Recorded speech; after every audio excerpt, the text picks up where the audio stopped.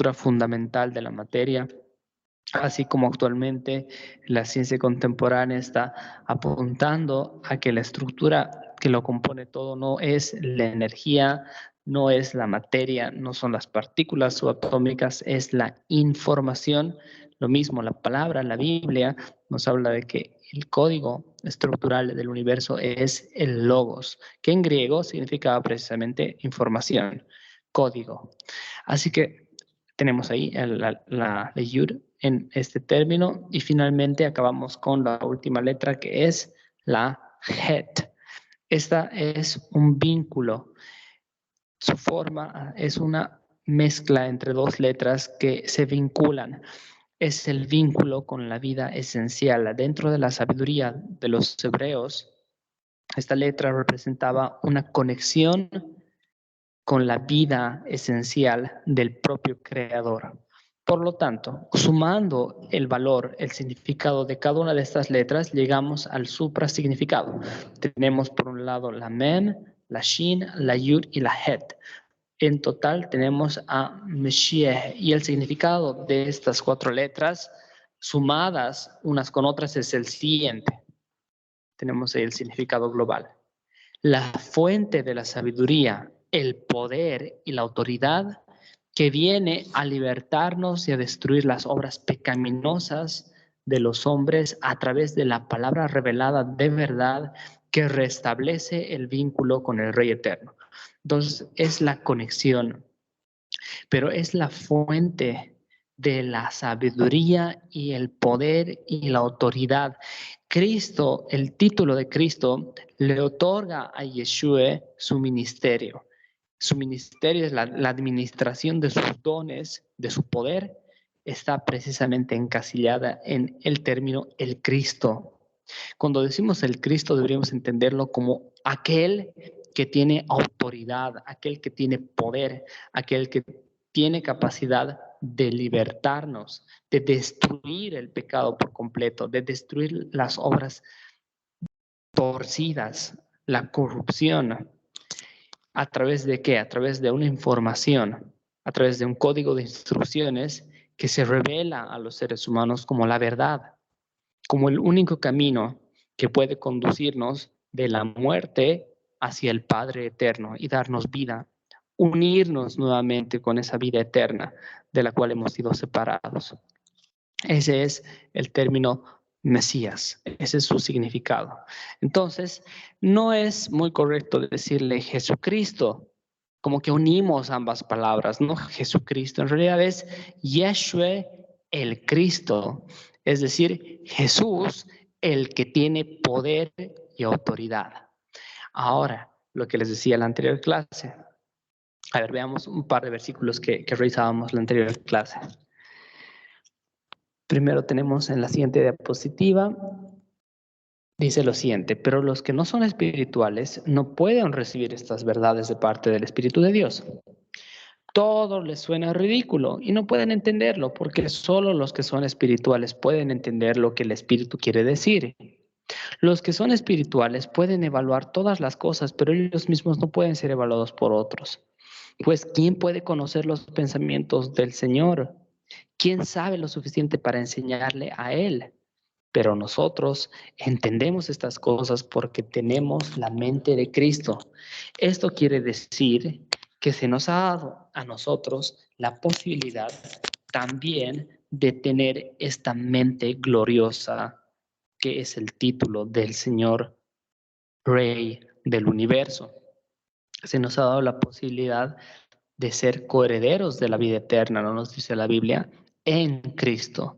Es decir, ingresamos nosotros como hijos que han nacido de nuevo, que han sido regenerados, nacemos de nuevo, somos regenerados. El término regeneración, de hecho, se encuentra en la Biblia. El término regeneración tiene esas dos palabras, ¿no? A ver, analicemos lo que significa regenerar. Tenemos re, que significa volver a, y tenemos generación, que viene de genes. La Biblia está hablando de un código genético que ha sido contaminado por un ataque vírico de la misma forma en que un virus contamina la información dentro de una computadora, de la misma forma en la que un virus contamina la información dentro de un organismo biológico, de la misma manera lo que hace el virus cósmico al que la Biblia llama Satanás ha contaminado, ha distorsionado, ha torcido la información original de los seres humanos, ese código que el Señor había establecido en nuestro propio ser, en nuestra esencia, lo ha contaminado. Y acá lo que va a hacer su palabra es reconfigurarnos, va a regenerarnos con el objetivo de que seamos limpiados de toda esa corrupción. Por lo tanto, a nosotros al ingresar en Cristo se nos da la posibilidad de tener poder y autoridad. Es gran cosa, porque eso significa que nosotros vamos a tener la posibilidad un día de tener dominio sobre los elementos del cosmos. De la misma forma que la que nuestro Señor Jesucristo resucitaba a los muertos, transmutaba el agua en vino, caminaba sobre el agua, el viento le obedecía, curaba a los ciegos, curaba a los paralíticos, tenía poder sobre la materia. Nosotros un día también vamos a tener poder sobre los elementos del cosmos. Eso es algo increíble, es una promesa muy hermosa. Entonces, nosotros en esta mente de Cristo, que ha sido regenerada, porque aquí dice, ¿no? Claramente, los que no son espirituales, los que no han recibido esta mente, todo lo que leen en la Biblia les suena ridículo, como probablemente a muchos de nosotros nos ha pasado cuando no éramos creyentes, ¿no? No sé ustedes, en algún momento de mi vida me parecían ridiculeces lo que la Biblia tiene por decir, pero es el Espíritu el que llega a uno y nos pone de rodillas ante Cristo, a reconocerlo como nuestro Salvador. Vamos ahora a iniciar la clase de hoy. Vamos a pasar a ver un pasaje de un libro muy bonito que es el libro de Filipenses. Sí, te comparto la diapositiva de un momento.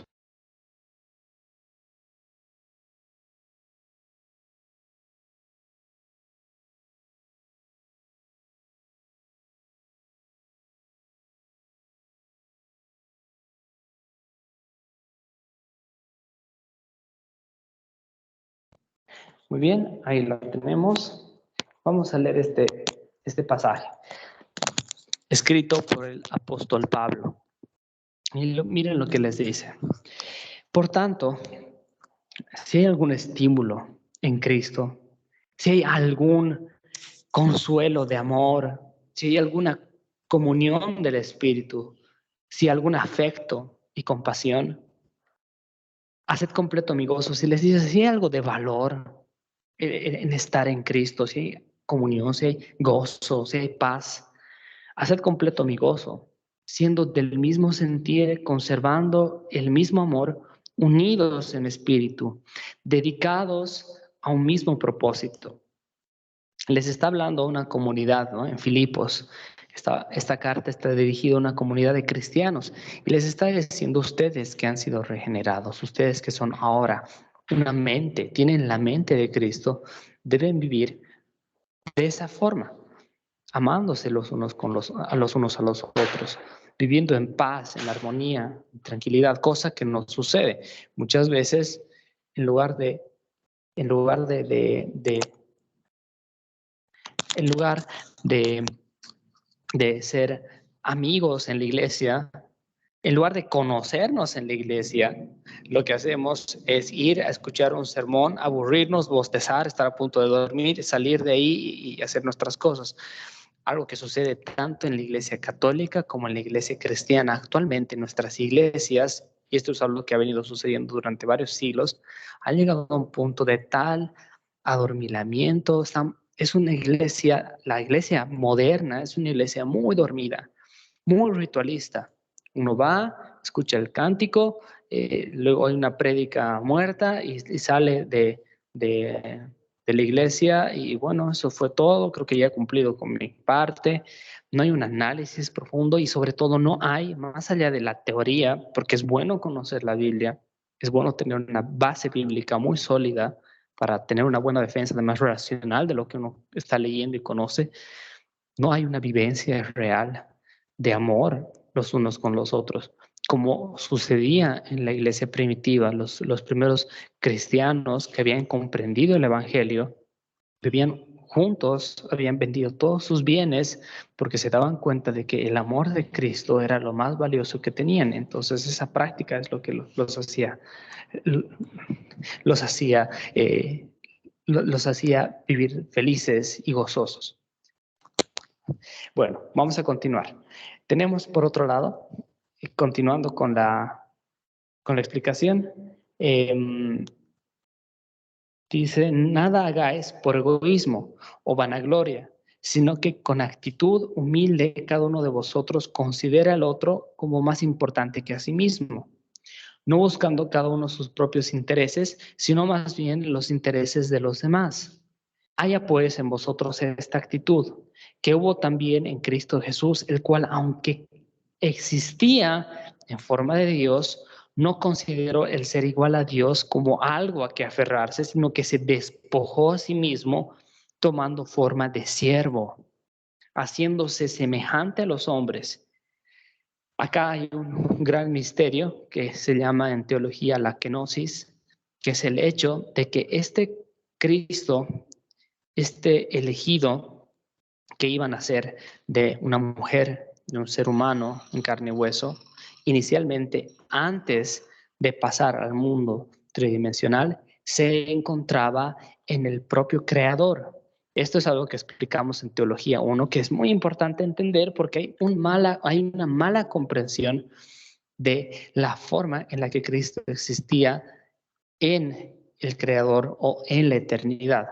Por ejemplo, dentro de los testigos de Jehová hay una doctrina tan distorsionada, tan ingenua acerca del Creador, acerca de Cristo, perdón, que se cree, piensan, por ejemplo, los testigos de Jehová, que Cristo, y esto lo saco, lo extraigo de un propio libro que alguna vez me han regalado los propios testigos de Jehová, en el que explicaba que Jesucristo era el arcángel Miguel y que se encontraba muchos siglos, mucho tiempo antes con el Creador.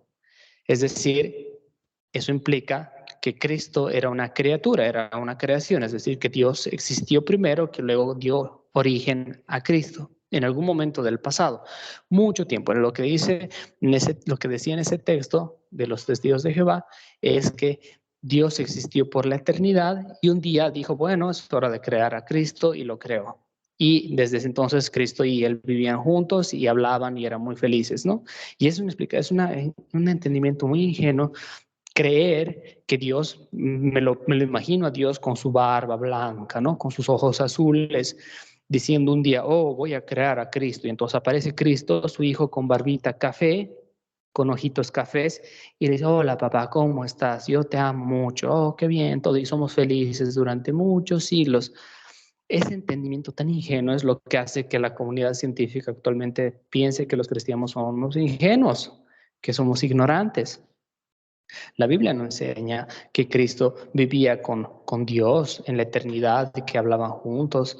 Tampoco enseña, y esto es una mala interpretación del trinitarismo, porque se habla, ¿no?, de un Padre, un Hijo y un Espíritu coexistiendo siempre en la eternidad, siendo tres y a la vez siendo uno. Si lo vamos a entender como que Dios es un ser antropomorfo, su Hijo es otro ser antropomorfo y que el Espíritu Santo es una especie de fantasma que habita junto a ellos, lo entendemos de manera tan tridimensional que es un absurdo. En realidad es algo que no puede ser. Lo que nos enseña la palabra es que el logos o la palabra, en otras palabras, el código genético, la información, la esencia del propio creador, coexistía simultáneamente en la propia esencia del creador. Por supuesto, este ser, que por cierto es un ser de luz, nos dice la Biblia, y eso es una mejor forma de comprender al creador. Él es luz. Su forma no es una forma carnal, no es una forma tridimensional, como nosotros seres humanos, tridimensionales, caídos en el pecado. Él, en su forma de luz, tiene una esencia, tiene un propio código genético. Y su código genético, así como los seres humanos tenemos un código genético, en la Biblia es llamado logos, es decir, palabra. Y lo que nos dice el libro de Juan es que esta palabra o este código genético estaba en el propio creador y que el creador era en sí mismo este propio código genético. Eso es lo que se conoce como el primer versículo de Juan, en el que dice: en el principio era el verbo, y el verbo era con Dios, y el verbo era Dios. Es decir, en fundamento, como principio, este código genético se encontraba en el creador, estaba con el creador, y el propio creador era en sí mismo el código genético, algo que podemos comprenderlo de la siguiente forma. Si en este momento yo les digo: ¿dónde está el código genético de cada uno de nosotros? ¿Qué me podrían responder? ¿Dónde está nuestro código genético? ¿Hay alguien que pueda decirme en qué lugar está exactamente? Creo que no está en un lugar, o sea, no está en mi dedo, no está en mi ojo, no está en mi cabello. Mi código genético, el código genético que me hace ser lo que soy, se encuentra en todo mi ser, en cada uno de los rincones de mi cuerpo. De cierta forma, el código genético está conmigo y al mismo tiempo yo soy mi propio código genético. Es lo que soy y al mismo tiempo es parte de mí. Por eso es que Cristo es el Hijo de Dios, porque su código genético es inoculado, es puesto en el óvulo de María, y a partir de ese momento se genera una doble naturaleza. Una naturaleza que proviene del código genético de Dios y una naturaleza que proviene del código genético de María, que es humano. Y entonces surge el Hijo, pero el Hijo en su forma carnal solo existe desde el óvulo de María. Antes de eso, podemos hablar de una existencia carnal de la palabra. No, la palabra claro que existía eternamente, por supuesto, estaba dentro de la propia esencia de Dios. Es más, era el propio Dios. Y eso es lo que nos dice esta parte. Nos dice, ¿dónde estamos? Ya pues en vosotros esta actitud que hubo también en Cristo Jesús, el cual, aunque existía en forma de Dios, aunque existía en forma, en la esencia, en la naturaleza de Dios, no consideró el ser igual a Dios como algo a lo que aferrarse. Es decir, esta palabra de vida eterna, este código, que de hecho es inteligencia pura, aunque este código era en grado sumo la misma naturaleza de Dios, era el propio creador, no se aferró a esa existencia eterna de luz, sino que más bien ingresa al mundo tridimensional para manifestarse en una forma de carne y hueso como un ser humano con todas las debilidades que nosotros tenemos, para mostrarse cercano a nosotros, ya que nosotros no podíamos ir hacia Dios, porque el ser humano, por propio mérito, por propias fuerzas, no puede llegar hacia las cosas eternas, no puede llegar hacia Dios. Entonces Dios viene hacia nosotros. Esa realidad eterna se hace una realidad tridimensional y se manifiesta como qué, como un ser lleno de poder, déspota, agresivo y violento. No, sino que más bien el cual, aunque existía en forma de Dios, no consideró el ser igual a Dios como algo a que aferrarse, sino se despojó de a sí mismo, tomando forma de siervo, tomando forma de esclavo, haciéndose semejante a los hombres, y hallándose en forma de hombre, se humilló a sí mismo, haciéndose obediente hasta la muerte, y muerte de cruz. La muerte de cruz era la muerte más humillante para los judíos. El que moría en una cruz, en un madero, era considerado maldito para los judíos. Y él decide morir precisamente en esa forma de cruz por un propósito muy grande. Por lo cual Dios también le exaltó hacia lo sumo y le confirmó le confirmó el nombre que es sobre todo nombre, para que al nombre de Jesús se doble toda rodilla de los que están en el cielo y en la tierra. Y tenemos acá esa última profecía, ¿no? El hecho de que ya que vino en forma de siervo, ya que se humilló a lo sumo, surge además hay una conciencia diferenciada, ¿no? Tenemos por un lado al Creador, al Padre eterno, como una conciencia perfecta, y por otro lado tenemos a el Hijo, que surge como una conciencia distinta a la del Padre. Por eso es que Él, a pesar de que proviene del propio Creador y que tiene su propia esencia, su propio código genético, puede hablar con su Padre y ora a su Padre. Le dice: Padre, hágase tu voluntad y no la mía. porque se ha desdoblado su conciencia.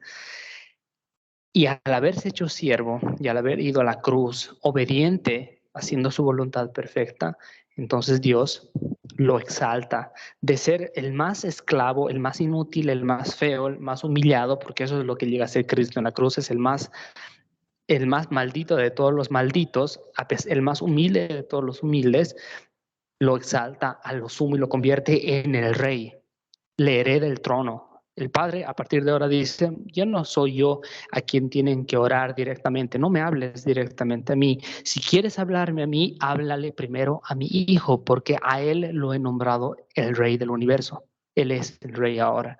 Y todo lo que quieras pedirme a mí, si no me lo pides en el nombre de mi Hijo, a quien yo he heredado el trono, no tienes nada. Ni siquiera te atreves a acercarte a mí. De ahí, de donde todas las religiones, el judaísmo, el budismo, los zoroastras, tantas religiones, el hinduismo, todas las religiones que hay están tratando de acercarse a Dios sin ir primero al que Él ha nombrado Rey del universo. Quieren ir directamente a Dios y eso es algo que nunca van a poder conseguir. Están perdiendo su tiempo. Bueno, hasta ahí vamos a llegar. Ese es el labor de Cristo. Ese es Él, el que se hizo siervo, el que se hizo esclavo para ser exaltado a lo sumo y para ser resucitado. Vamos a cerrar nuestra sesión acá. Hasta este punto vamos a llegar en el examen. Antes de parar la grabación, ¿alguna pregunta?